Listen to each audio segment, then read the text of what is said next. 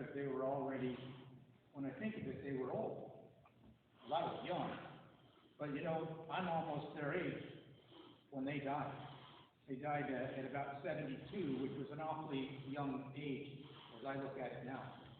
And I didn't really know my grandparents on my father's side, but I knew my grandparents on the other side very well. Because Grandma Sovereign, she was queen. You know that Sovereign is queen, and that's what her name was. Eva Sovereign. Elizabeth.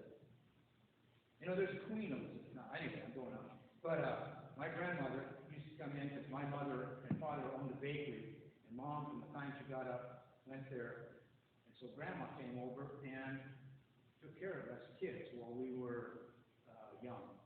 She seemed to find lots of leftovers in the kitchen refrigerator, and she would mix them all together. And we called it goulash. Have you heard that name? That's what I remember of my grandmother. Wonderful woman, raised my mother very well. She would raise us. Would anybody else like to share about a grandparent? Even you little kids can talk about your grandma and grandpa, papa, or mama, whatever you call them.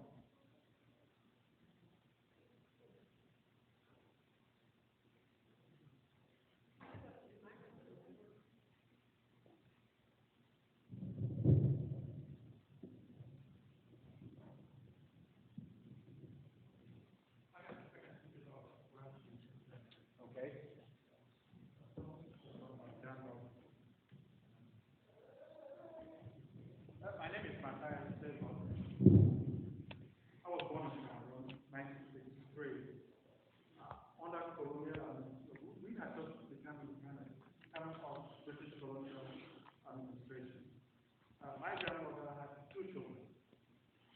I wouldn't believe it. She named them Stephen and Pauline.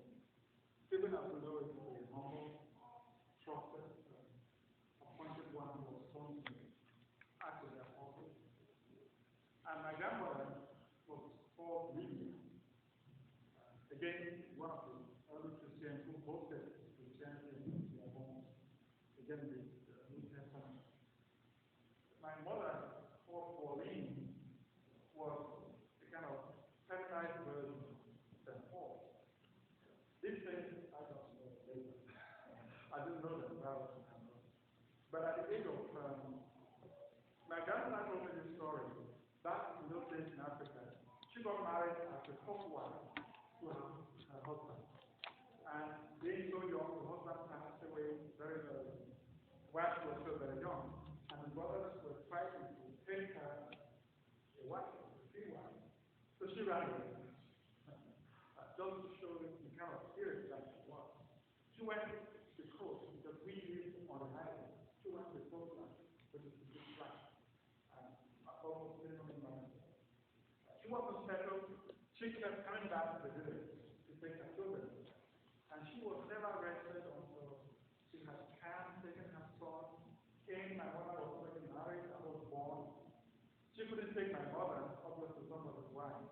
So she took me. But this is the interesting thing about it.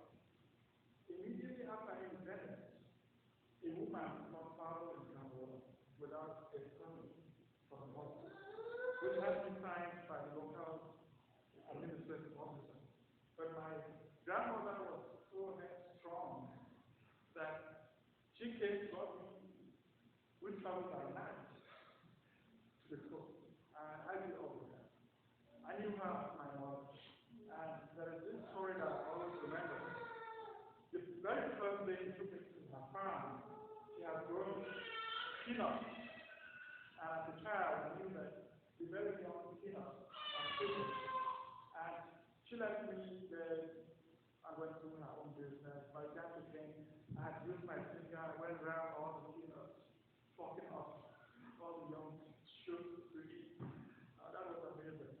And for my grandmother to have just put me down, lectured me, kind of teach me without any feeling of anger, it's one of the things that I still remember. Throughout my life, as I finished school, went to college, I always longed to see my grandmother. And it's sad to say that I started in Cameroon, went to Britain, finished college, came to work in the United States. The very first year that I had a job in the United States, my grandmother passed away. I only knew 3 weeks afterwards. That's when I found her. But that is the story of my previous. Thank you.